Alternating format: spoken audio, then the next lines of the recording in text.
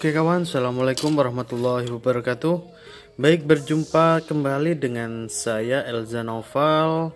Oke kawan, jadi kali ini saya kedatangan power supply. Jadi power supply ini diantar langsung oleh usernya, oleh Pak Johan Adi, breaker dari Jember. Dia biasa bikin palet booster radio seperti itu. Nah oke, jadi beliau kenal, tahu saya dari YouTube, dan karena kita masih satu kabupaten, akhirnya power supply-nya diantar langsung ke rumah ya, sambil ngopi-ngopi, sambil kopi darat lah. Oke, jadi Pak Johan membawakan dua buah power supply ZXD 2400 dan satu buah power supply Dongah 2500 watt, 2900 watt kalau nggak salah. Baik, jadi katanya kondisinya power supply-nya tuh mati. Nah, kita kan nggak tahu juga seperti apa di dalam. Ini power supply-nya sudah dikasih potensio untuk adjustnya. Oke, ini dia power supply GTA ZXD 2400. Output powernya 40, ini 48 volt 50 ampere. Oke, jadi lumayan power supply ini. Baik, langsung aja akan saya bongkar power supply-nya ini. Akan saya skip video pembongkarannya karena ZXD ini bautnya itu banyak banget guys. Jadi akan saya skip dulu videonya, nanti kita lanjut setelah dibongkar. Oke. Nah oke kawan, jadi setelah saya buka itu kondisi power supply-nya seperti ini ya. Oke, jadi ini ada lubang tambahan, ini lubang tambahan, dan ini sepertinya apa lubang tambahan untuk nambahin MOSFET ya, saya juga kurang paham. Ini kondisinya di sini MOSFET sama diodanya itu sudah hilang. Oke, dan di sini MOSFET switchingnya, full bridge-nya dia juga hilang. Dan di sini untuk dioda dia juga sudah hilang. Oke, ini dia tempat diodanya. Dan ini juga sepertinya ditambahi tempat dioda, mungkin ingin diodanya ditambah seperti itu. Oke, dan untuk modul PWM-nya, wah ini kok kayaknya ada cairan. Oke, jadi untuk modul PWM ini sudah pernah dirubah juga, dan perubahannya saya bilang sudah cukup lumayan ekstrim ya, tidak seperti power supply yang pernah masuk ke sini yang sudah dimodif. Nah oke lah, ini waduh. Oke, sudah banyak sekali perubahan pada power supply ini. Dan ini seperti ini kesalahan ini guys. Jadi menggunakan isolasi kertas sebagai isolator itu kurang bagus, karena dia transfer panasnya dia itu kurang bagus. Harusnya kan menggunakan silikon seperti ini. Ini penghantaran panasnya itu lebih bagus daripada yang berbahan kertas seperti ini.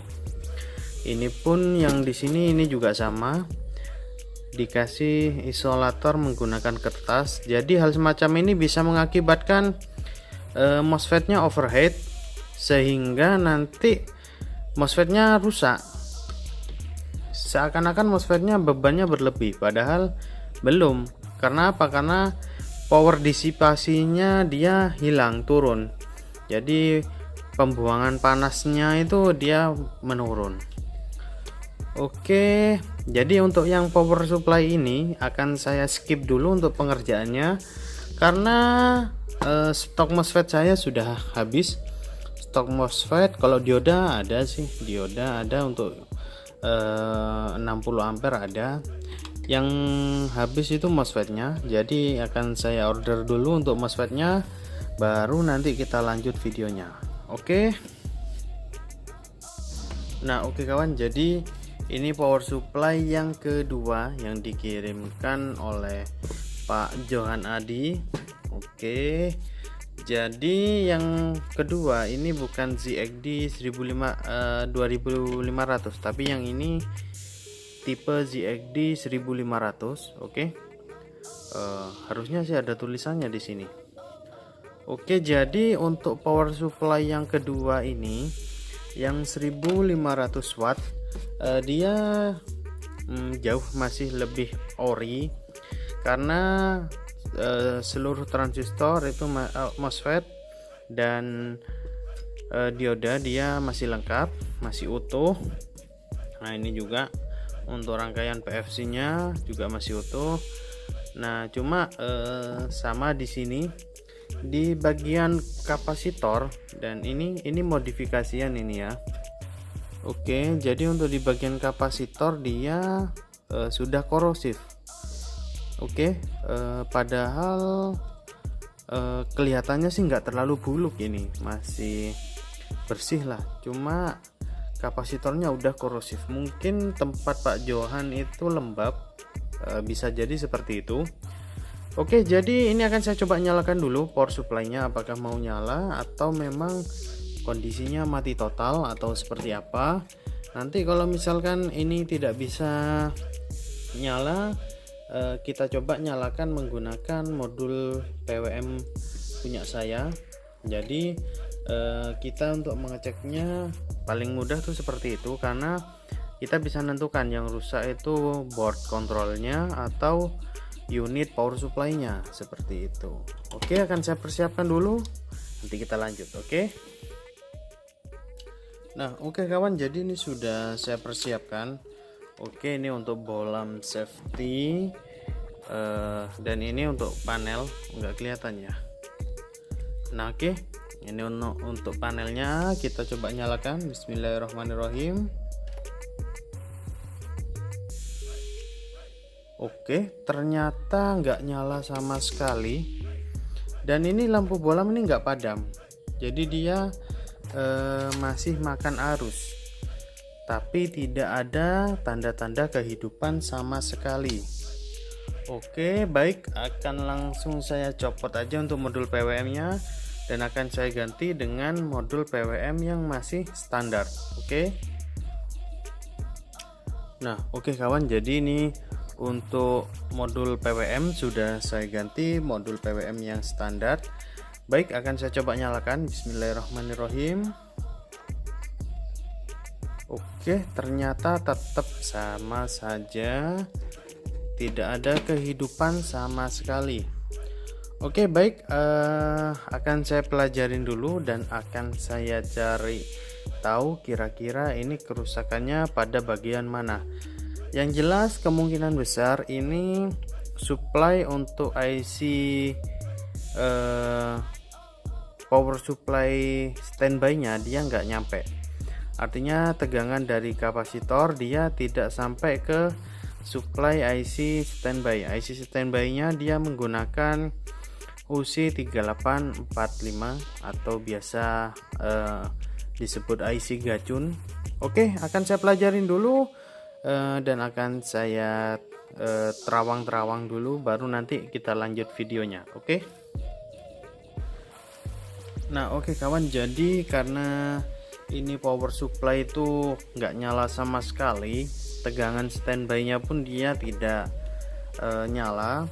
Oleh karenanya saya mempelajari untuk sirkuit ini sirkuit supply PWM nya, dan yang dua trafo ini dia trafo GDT untuk masing-masing mendrive dua MOSFET. Jadi untuk satu trafo dia dua MOSFET, jadi dia switchingnya switching model passive full bridge passive shifter. Jadi fase dari kedua MOSFET ini dia nggak sama, oleh karenanya dia di drive menggunakan dua GDT yang berbeda. Drivernya pun ada dua, jadi dari IC itu ada 4 output, seperti itu. Jadi masing-masing MOSFET dia timing switchnya bisa dirubah-rubah seperti itu. Oke, kita kembali ke kasus kerusakan. Jadi karena supply PWM ini nggak bekerja sama sekali, jadi kita perlu curiga untuk bagian supply-nya. Oke, jadi ini kan ada satu buah MOSFET. Jadi satu buah MOSFET itu dengan model topologi flyback, dia yang mendrive trafo supply PWM-nya. Oke, kita coba cek. Oke, ini MOSFET-nya short. MOSFET-nya short. Oke, trafonya aman, nggak putus. Oke, aman. Baik, akan saya coba buka aja untuk MOSFET-nya ini. Ini nempel heatsink guys, panas ini. Oke, akan saya buka dulu. Ini agak lumayan sulit karena dia nempel ke heatsink. Heatsinknya pun tertanam di PCB. Oke, akan saya coba buka dulu. Nah, oke kawan, jadi setelah saya amatin untuk sirkuit supply standby-nya, nah ini jadi saya temukan ada satu buah MOSFET yang kondisinya tuh short. Oke, ini nah yang ini short, dan ini untuk resistornya dia itu putus. Nah, resistornya ini keduanya putus, ini bisa dilihat. Nah, ini dia untuk resistornya. Oke, baik. Jadi cara ngamatinya itu seperti ini guys. Oke, jadi ini kan MOSFET di sini. Nah, kita cari jalur yang dari source-nya MOSFET, dia pasti dapat negatifnya elko utama, dan yang ke drain dia harus dapat plus power supply plus elko utamanya. Nah, setelah MOSFET saya lepas itu, untuk yang source dia nggak terhubung, ternyata error sensingnya dia putus, dan yang drain dia juga tidak terhubung ke positif karena di sini ada resistor fuse. Oke, jadi rangkaiannya seperti itu. Nah, karena saya nggak ada untuk part yang DIP resistornya, jadi untuk resistor seperti ini pas lagi kosong, jadi saya ganti dengan resistor yang SMD. Oke, saya rasa untuk wattnya mendekati lah, tidak sama, tidak selalu sama, tapi mendekati. Untuk nilainya ini sama persis. Yang di sini itu 5, sekian ohm, dan yang untuk air sensingnya 2, sekian ohm. Oke, kita berpatokan pada resistor yang aslinya ini. Baik, setelah ini kita pasang resistornya. Baik, akan saya ganti untuk MOSFET-nya dan nanti kita coba nyalakan. Oke. Nah, oke kawan, jadi ini sebelum saya tes tadi, saya sempat ingat untuk mengecek air gate-nya. Nah, ternyata tadi itu air gate-nya putus. Oke, jadi ini sudah saya ganti untuk air gate-nya. Nah, oke, itu air gate-nya terbaca 47 ohm. Nah, ini air gate yang rusak. Oke, itu air gate yang rusak terbaca 180 kilo ohm. Oke, baik, setelah itu kita coba aja, karena sudah kita pastikan untuk sirkuit ini aman. Oke, kita pasangkan modul PWM nya. Ini saya pakai modul PWM yang ori ya.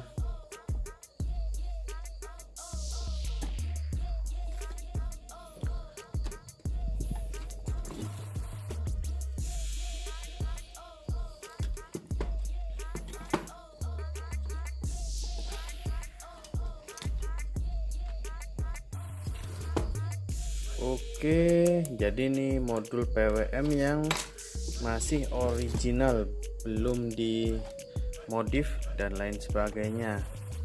Oke, baik, kita coba nyalakan. Oke, pastikan kita tetap pakai bolam safety dulu ya. Ya, bismillahirrahmanirrahim.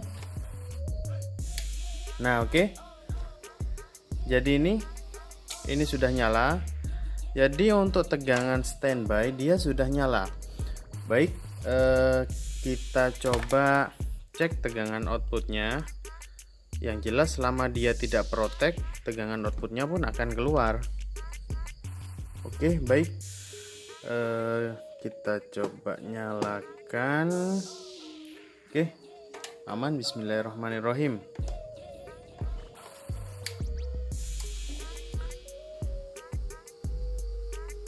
Oke, ini normal, tidak protek dia. Oke, baik, tapi kok tegangannya segini ya? Oh, karena kurang rapat guys. Oke, jadi power supply ini sudah nyala normal. Untuk sirkuit supply PWM dan supply semua sistem kontrolnya sih. Selanjutnya kita cek untuk modul PWM yang bawaannya. Nah, ini modul PWM yang bawaannya. Nah, ini terlebih dahulu kita kembalikan standar dulu. Ini saya juga nggak tahu jumper ini untuk apa.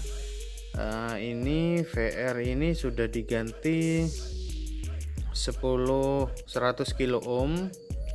Oke, kita kembalikan normal dulu ya, itu aja. Dan untuk kapasitor ini kita coba nyalakan dulu dan dibersihkan untuk korosinya ini supaya tidak sampai korosif ke jalur PCB nya. Baru kita coba pakai modul PWM yang ini. Oke. Nah, oke kawan, jadi ini saatnya kita coba untuk PWM yang asli bawaan dari Om Johan. Oke, jadi kabel oranye yang di sini tadi itu jadi memang dipasang untuk jumper. Oke, jadi mungkin memang karena ada jalur yang putus di sini, akhirnya sirkuit PWM-nya dia nggak bekerja, mungkin demikian. Dan penyebab putusnya itu mungkin karena MOSFET-nya itu yang short. Oke, baik, saatnya kita coba nyalakan. Jadi ini saya hanya merapikan kawat jumperannya aja. Oke, kita coba nyalakan. Bismillahirrahmanirrahim. Oke, ternyata masih tidak ada tanda-tanda kehidupan. Baik, padahal tadi pakai mainboard PWM punya saya, dia mau bekerja. Artinya ini ada trouble lagi di mainboard PWM-nya. Oke, akan saya teliti dulu, akan saya cari penyebab kenapa dia nggak mau bekerja. Baru nanti kita lanjut videonya. Oke. Nah, oke. Jadi ini untuk IC PWM-nya, IC UC3844. Dia IC-nya short, guys. Oke, ini kita cek untuk groundnya di pin 5 dan VCC itu di pin 7. Oke, ini short, ini output pin 8. Oke, terus pin ini. Nah, oke, ternyata IC PWM-nya rusak.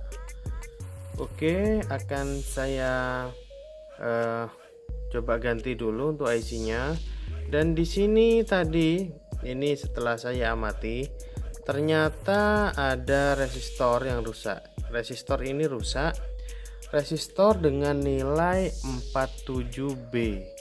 Oke, jadi setelah saya cek di datasetnya ternyata 47B itu nilainya 30,1 ohm. Oke, 3,1 kilo ohm. Nah, oke, jadi ini sudah saya ganti dengan nilai 3 kilo ohm. Oke, selanjutnya ini akan saya ganti dulu untuk IC PWM nya, baru nanti kita lanjut kembali. Oke.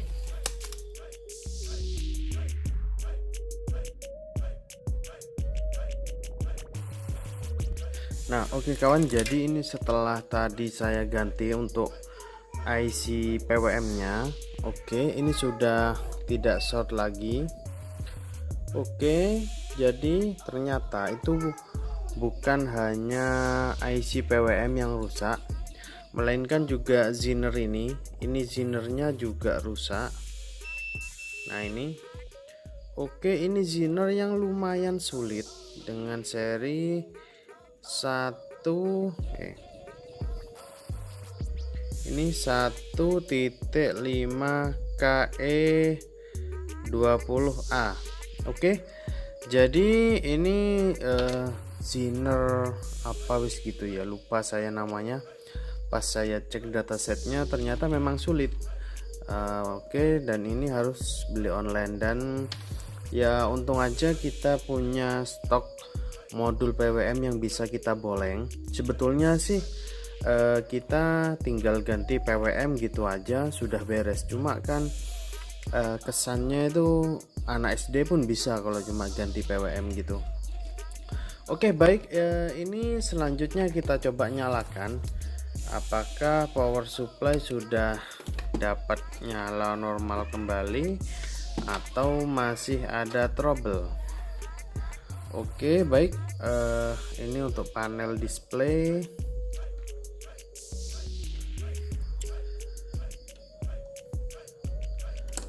Oke, agak nunduk aja. Nah, ini saya rasa sudah kelihatan untuk panel display. Baik, langsung ini kita pastikan aman dulu. Oke, kita coba nyalakan. Bismillahirrahmanirrahim. Oke, power supply sudah nyala. Sebelumnya kan tidak nyala sama sekali. Nah, ini lampu merah ini nyala, guys. Nah, ini artinya power supply dalam kondisi protect. Oke, kita cek tegangan elko. Oke, ini positif dan negatifnya di mana ya? Ini kayaknya.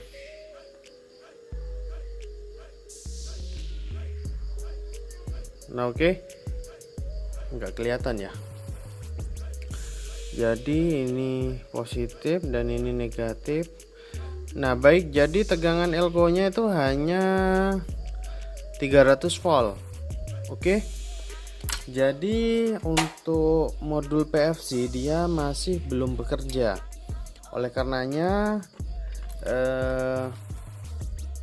tegangan tetap 300 volt, tidak di up ke 400 volt. Oke, kita coba cekin untuk bagian PFC nya ini di sini. Oke, kita cek groundnya tadi tuh ini ground. Kita cek yang masuk ke IC mana ini. Oh, ini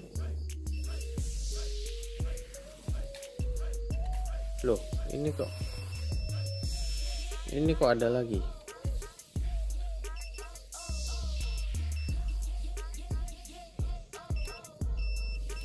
Oke, jadi ini di sini terhubung dengan ground, di sini juga terhubung dengan ground, dan di sini juga terhubung dengan ground. Oke, baik, jadi akan saya pelajarin dulu untuk dataset IC PWM-nya.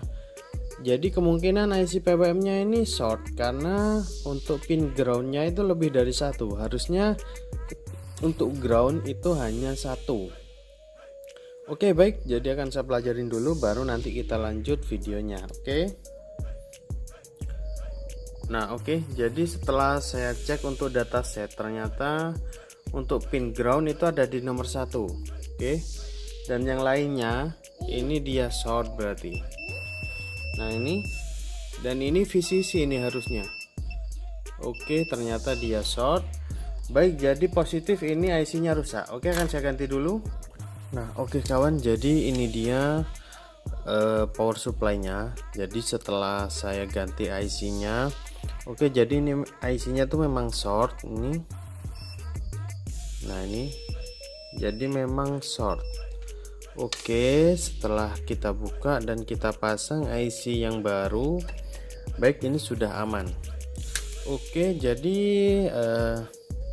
kali ini kita coba nyalakan, mudah-mudahan sudah tidak ada trouble lagi. Oke, bismillahirrahmanirrahim. Oke, nah alhamdulillah, jadi ini power supply sudah nyala. Oke, jadi ini sudah lampu output sudah nyala, artinya power supply sudah bekerja normal kembali. Baik, jadi ini kita tinggal mikirkan untuk adjustnya. Oke, untuk video adjustnya tidak akan saya videokan karena di video saya yang sebelumnya itu sudah ada tentang cara adjust power supply ZXD 1500 ini. Kalau teman-teman bingung bisa klik link di atas sini, nanti saya sertakan video tentang cara modif adjustnya. Oke, nah yang penting untuk saat ini power supply ini sudah dapat nyala normal kembali. Oke, jadi untuk elko ini itu juga sudah saya ganti.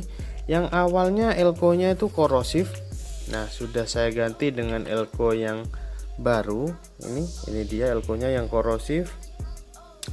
Oke, baik, akan saya hubungi dulu untuk Pak Johan Adi, kira-kira butuhnya untuk adjustnya itu berapa volt, lalu nanti akan saya set, lalu nanti kita lanjut videonya setelah power supply-nya teradjust. Oke. Nah, oke, jadi ini untuk adjustnya sudah saya pasang trim pot dan potentiometernya. Adjust ini di set mulai 7 sampai 28 volt, sama seperti pada video yang sebelumnya guys. Oke, ini sudah hasilnya.